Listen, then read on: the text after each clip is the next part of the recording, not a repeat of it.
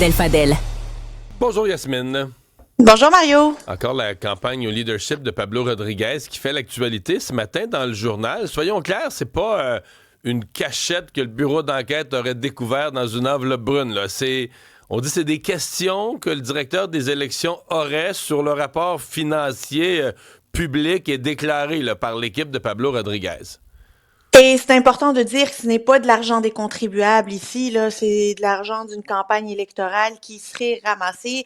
En fait, ce que nous apprend le bureau d'enquête ce matin, c'est que au bout de la campagne électorale à la direction, au leadership finalement de Pablo Rodriguez, il y aurait 14 personnes impliquées au sein de cette course-là, dont 9 ou 10, là, une dizaine qui seraient liées au Parti libéral du Canada, qui auraient reçu 1 000 $, une somme forfaitaire de 1 000 $ chacun. Fait que ce sont disons, la garde rapprochée de Pablo Rodriguez dans cette course au leadership qui aurait reçu 1 000 $ chacun de la caisse là, de dons qu'aurait ramassé Pablo Rodriguez au courant de cette course-là. Moi, quand j'ai vu ça, je me disais, bon, de deux choses l'une. Soit c'était des employés de Pablo Rodriguez durant la course au leadership et que on est considéré, si c'est 1 000 $ qu'ils reçoivent, ben c'est pas beaucoup qu'ils reçoivent pour une campagne au Ouais, leadership parce que je aussi sais pas, longtemps. là, mettons que tu es à 100$ de l'heure, ça veut dire que tu as travaillé 10 heures pour Pablo dans une course. Et c'est ce qui serait surprenant. Soit c'était des bénévoles à qui finalement on fait un chèque de 1 000 $. Le problème là-dedans, c'est que la plupart d'entre eux ont donné 500 $ à Pablo Rodriguez pendant cette course-là. On me dira, oui, ils l'ont donné en début de course, mais ils ont été remerciés, entre guillemets, en fin de course. Peut-être, mais c'est cette association, j'imagine, qui doit faire l'objet d'une vérification de la part du DGEQ pour pas que ce que la main droite reçoit soit remboursé doublement par la main gauche.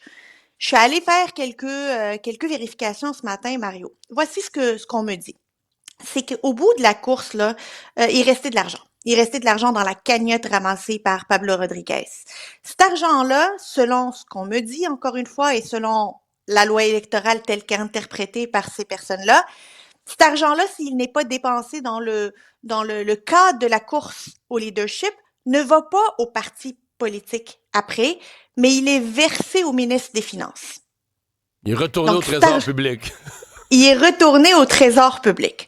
Donc, plutôt que de le retourner au trésor public, on aurait décidé de partager cette cagnotte auprès de tous ceux qui se sont donnés corps et âme pendant la course au leadership.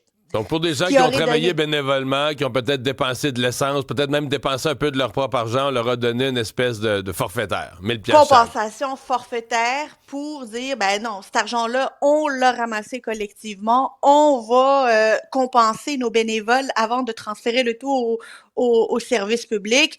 Si c'était au parti, ben ça aurait peut-être été différent.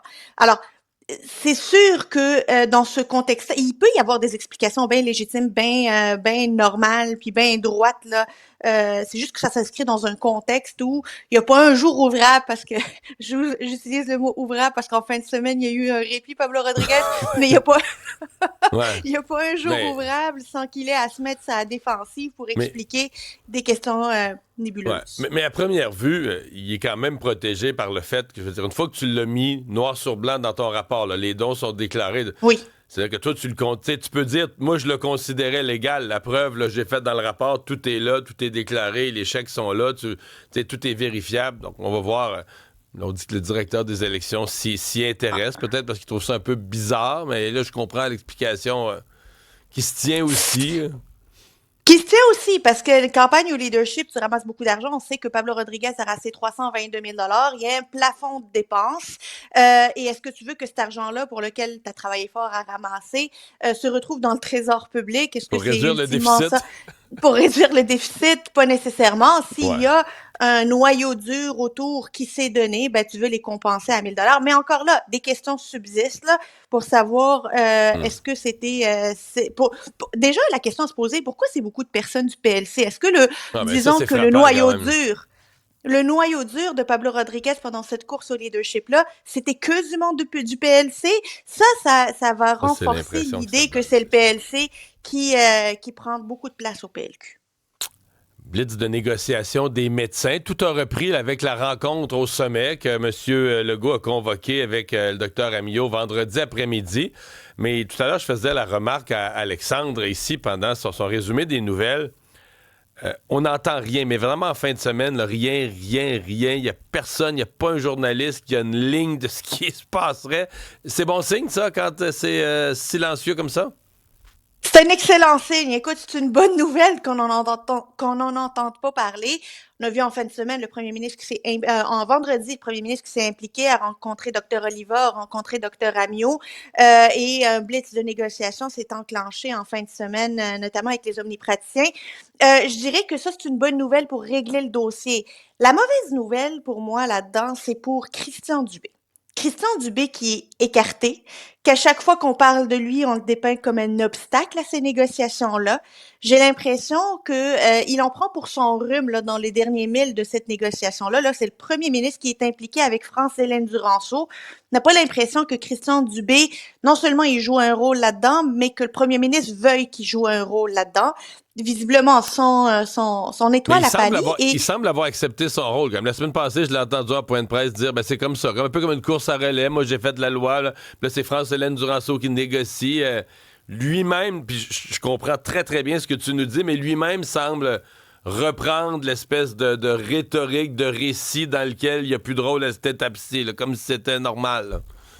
Ouais, ça, il peut bien essayer de nous le dire. On n'est pas obligé de le croire. Non, Moi, non. je pense que Christian Dubé, évidemment, veut sauver la face en disant, ben, c'est bien normal, là, qu'arriver à ce stade-ci, ça passe au Trésor. Ben, pourquoi c'était au Trésor pendant l'été, puis c'est lui qui a récupéré ça à la fin de l'été pour ensuite dire c'est la loi 2 ou rien?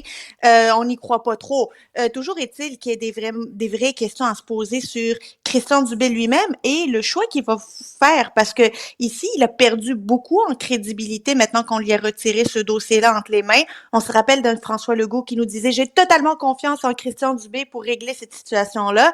Est-ce que M. Legault dirait ça aujourd'hui? J'ai totalement confiance en Christian Dubé pour régler cette question-là. Je pense que la question mérite de lui être posée, mais les rumeurs disent que Christian Dubé, à plusieurs reprises, a menacé de déposer sa démission, de poser sa démission sur le bureau de son patron si ça allait pas comme il voulait. Est-ce qu'on en est rendu là? Est-ce que Christian Dubé a appelé le bluff de M. Dubé? Et est-ce qu'on pourrait vivre finalement une réflexion de Christian Dubé quant à son avenir politique? Moi, je pense qu'on est rendu à se poser cette question-là. Mais moi, sincèrement, je pensais que je m'étais préparé ce matin à annoncer une entente. Je pensais qu'on aurait de la fumée blanche, genre en soirée hier, là, une entente du dimanche à l'heure du souper. Mais non, pas encore. Mais je pense que tout le monde dans les salles de nouvelles est quand même en mode alerte. À n'importe quelle heure aujourd'hui ou demain, là, ça pourrait... on n'entend tellement rien. On se dit quand ça va sortir, il risque de sortir avec quelque chose de conclu. Merci, Yasmine. Merci.